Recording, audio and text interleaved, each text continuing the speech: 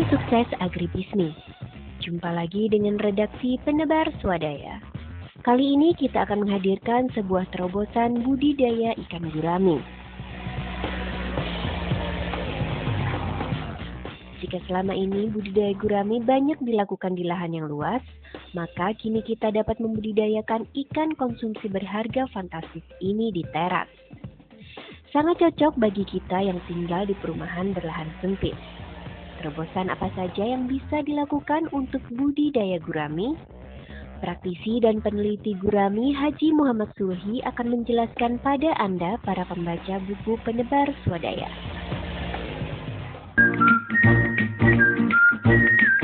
Salam sukses agribisnis.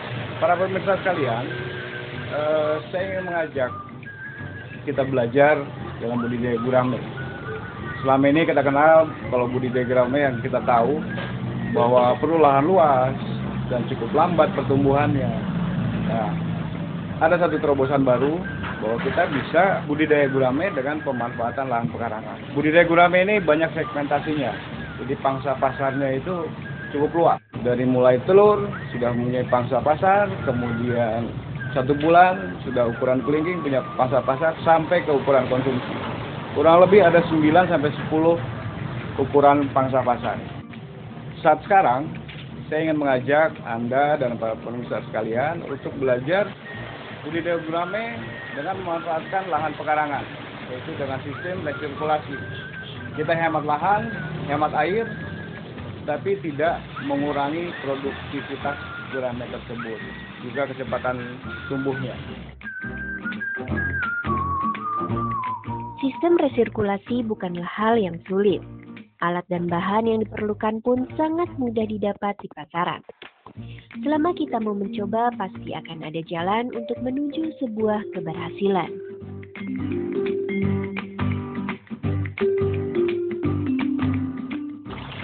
Para pemirsa, inilah yang tadi saya katakan bahwa ini sistem resirkulasi. Cukup mudah kan? Cukup sederhana dan barangnya tersedia dimanapun seluruh Indonesia. Bahan-bahan yang kita perlukan ini seperti bak plastik ya, bak plastik diameter 60 cm, kemudian paralon setengah inci,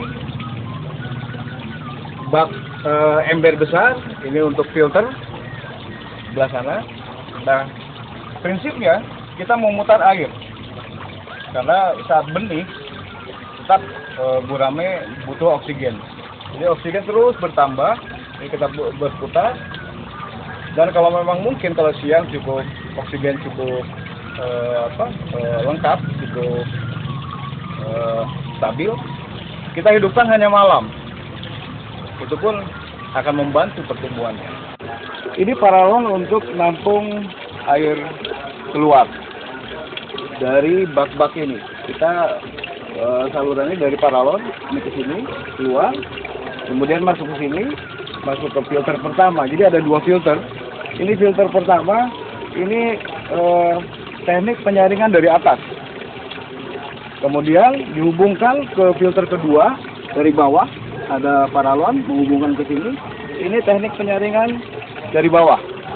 Jadi yang di atas ini sudah air bersih. Air bersih ini kita angkat dengan menggunakan pompa yang kita bisa beli dengan harga yang tidak mahal. Ini pompa ini kita tarik air, kita hubungkan ke sini, dia akan tertarik mengalir ke sini. Jadi air selalu berputar. Itu prinsip kerja teknik resirkulasi ini. Benih gurami yang dapat dibudidayakan dalam sistem resirkulasi dapat dimulai dari telur yang baru diambil dari sarang. Sarang yang ada di kolam pemijahan yang telah berisi telur biasanya akan tercium bau amis. Selain itu, untuk mengecek sarang dapat dilakukan dengan meraba sarang yang sudah terbentuk. Jika sudah tertutup, biasanya sarang telah terisi telur. Sarang yang telah berisi ini kemudian dipindahkan ke dalam ember yang sudah terisi air. Sarang kemudian dipindahkan ke baskom.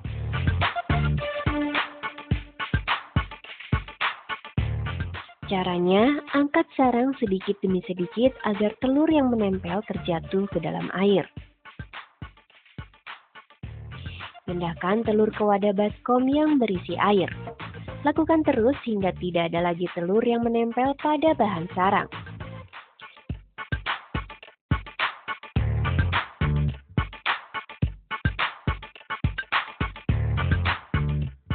Telur-telur terpilih dapat dimasukkan ke dalam sistem resirkulasi untuk mendapatkan pertumbuhan optimal dan lebih cepat.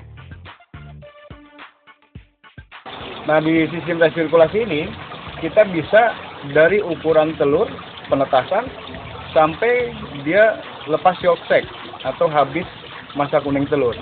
Itu sekitar 8-10 hari. Nah, dengan sistem resirkulasi ini, yang biasa di petani 10 hari, kita bisa 7 hari. Mempercepat waktu. Telur yang dipelihara dengan sistem resirkulasi akan menetas. Dan selanjutnya dipelihara selama 8 hingga 10 hari. Selanjutnya larva baru diberi pakan alami seperti cacing sutra.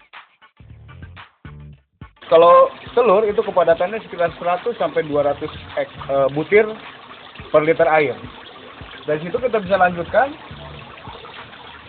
larva yang sudah habis masa kuning telur, kita lanjutkan, kita pelihara di bak resirkulasi ini dengan pengurangan kepadatan. Itu bisa 10 ekor per liter air, jadi cukup padat.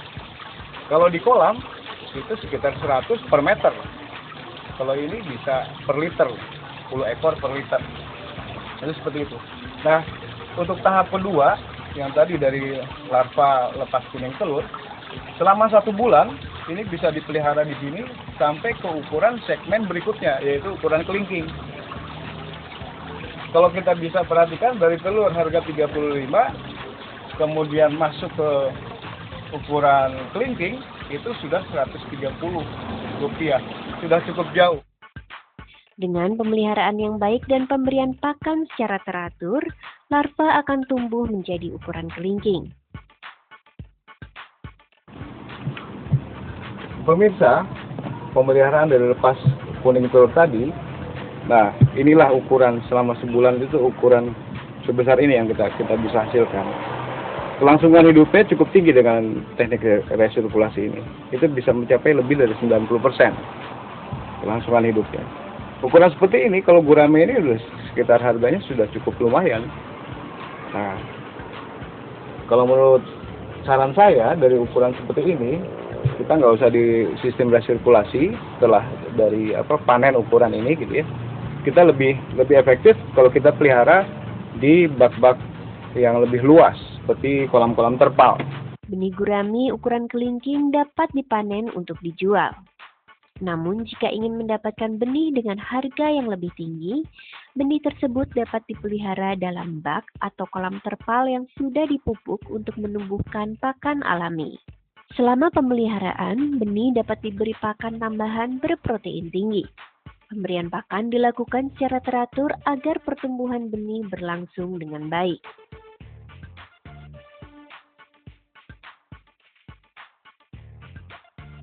Para pemirsa, ini kita mau pemeliharaan di wadah yang lebih luas dari produksi di sistem resirkulasi, yaitu ukuran kelingking. Untuk di bak terpal atau di kolam tanah, ini kepadatannya bisa sampai 100 ekor per meter. Jadi kalau misalnya kita punya 10 meter, ya kali 100. Seperti itu. Nah, penebaran kita lakukan saat suhu rendah, pagi dan sore hari, pagi atau sore hari. Ya. Ini kita tebar. Nah, penebaran itu kita lakukan aklimatisasi. Kita sesuaikan antara suhu di wadah angkut ini, ember, dengan suhu di kolam. Itu seperti itu. Pelan-pelan kita masukkan air di sini, kemudian kita tebar.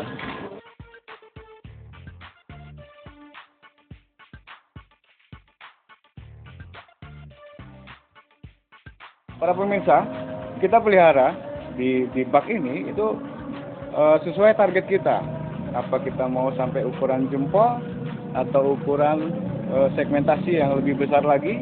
Untuk ukuran jempol, di bak seperti ini, itu paling lama 2 bulan. 2 bulan pemeliharaan. Nah, kemudian Kalau kita mau pelihara dilanjutkan sampai ukuran yang lebih besar, itu bisa sampai ukuran silet, itu sekitar kurang lebih 4 bulan. Cuma di gurame ini ada satu kekhasan, gurame itu tidak bisa lebih dipelihara dalam satu wadah lebih dari 4 bulan. Kalau sudah 4 bulan, dia harus pindah.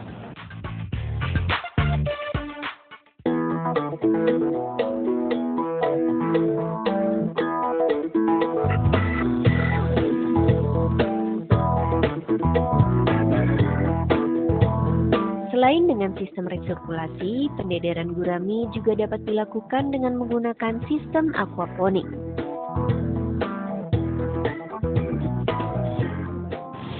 Pemirsa,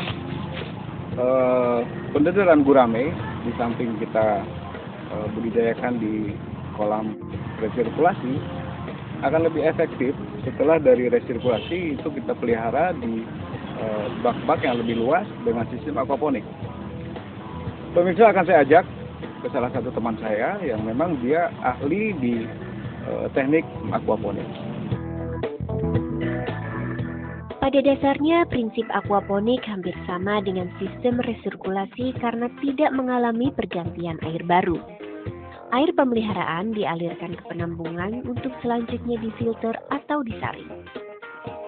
Setelah itu, air tersebut dikembalikan lagi ke dalam wadah budidaya. Bedanya dalam sistem aquaponik, filter yang digunakan berupa tanaman yang juga dibudidayakan.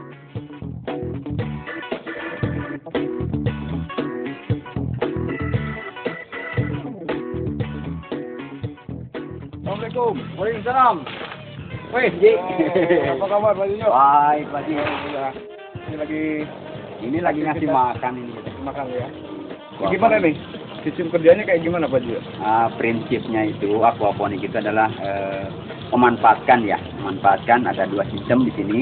Ada sistem aquakulturnya, ada sistem tanamannya. Tujuannya tanaman di sini adalah sebagai filter.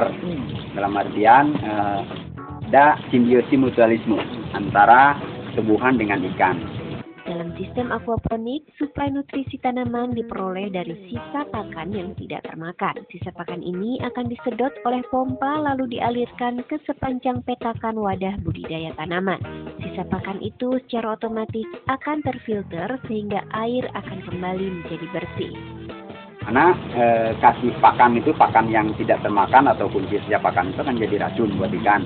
Nah, dengan sistem resirkulasi dipompa ke unit pemeliharaan tanaman, akan dibersihkan, di situ akan difilter sehingga nutrisi atau racun-racun yang tadinya berasal dari sini buat ikan menjadi racun oleh tanaman dimanfaatkan sebagai pupuk. Jadi air yang akan kembalinya itu sudah bebas dari racun-racun tadi seperti amonia, CO2.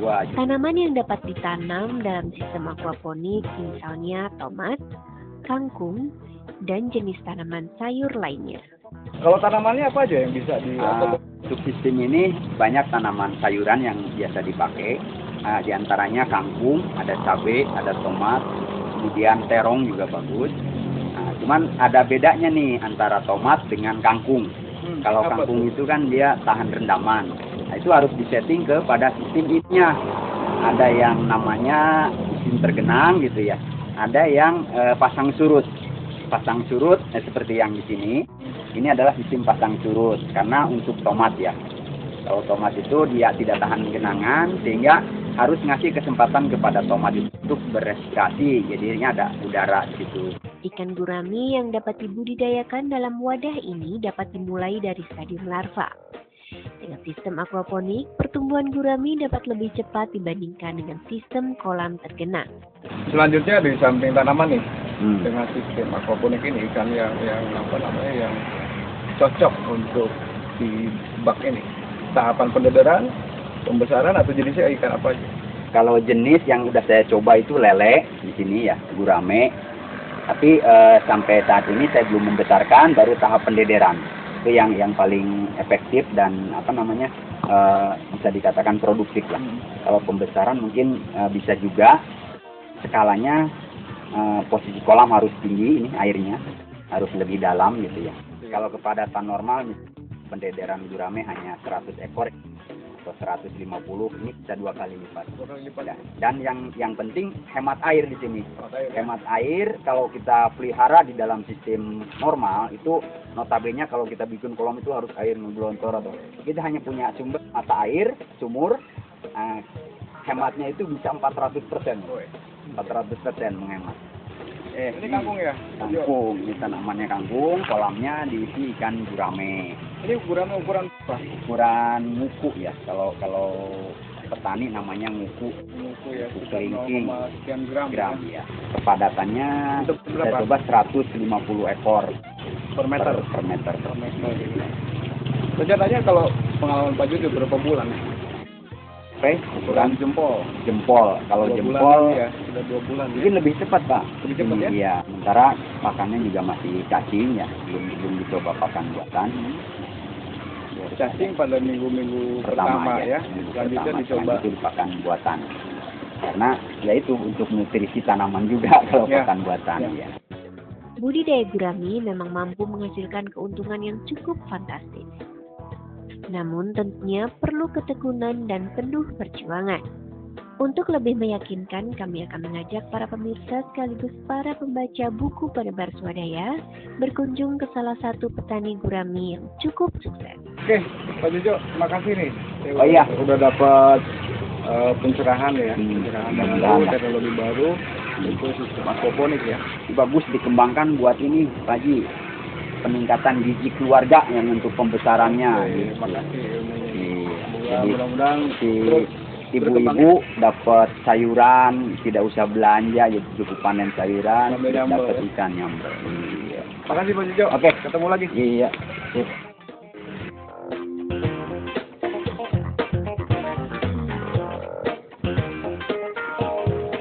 Pemirsa, itu tadi satu teknologi aquaponik yang memungkinkan kita terapkan untuk pendedaran gurame.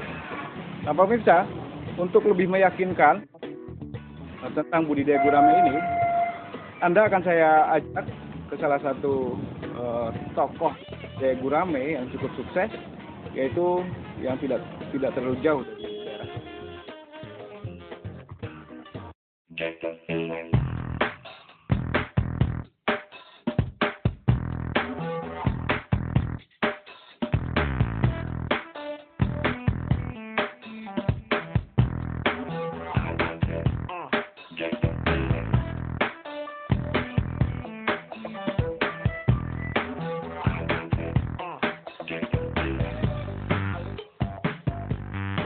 Pemirsa, saya ajak Anda untuk lebih meyakinkan dan lebih terbuka untuk memotivasi Anda untuk budidaya gurame. Ada teman saya yang sudah cukup lama bergeluti gurame, yaitu Haji Radi Suradi, yang lokasi kolamnya ini masih di daerah Bogor. Assalamualaikum. Assalamualaikum. Salam. Assalamualaikum. Apa kabar Pak Haji? Alhamdulillah baik Pak. Iya. Mau ngobrol-ngobrol sedikit. Iya. Lagi ini pelet Pak dulu ya. Oh iya.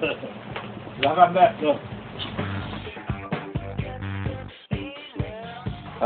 Saya mau tahu nih dan saya juga mau belajar gitu ya.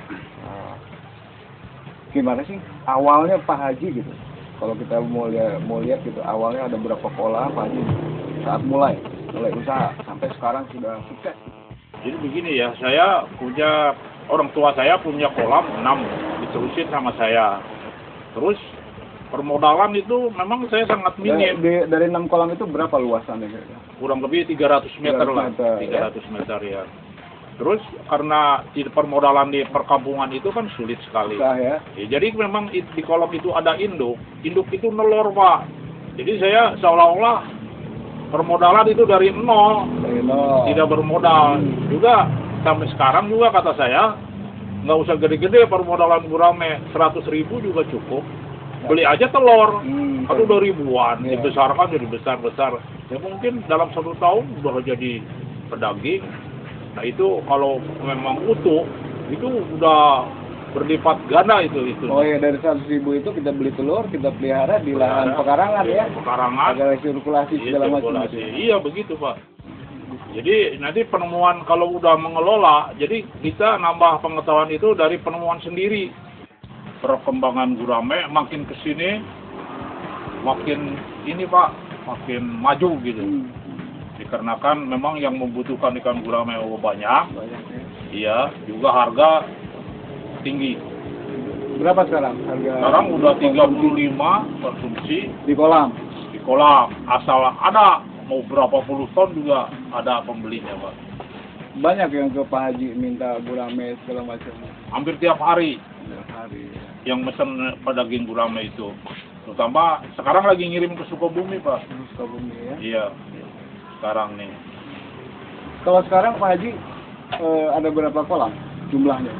Yang dikelola kurang lebih 100 kolam. Waduh, 100 kolam. Kurang lebih. Kolam ya? Iya, ada 5 lokasi Pak. Untuk penanaman berapa itu? Jadi berapa ton gitu Mas?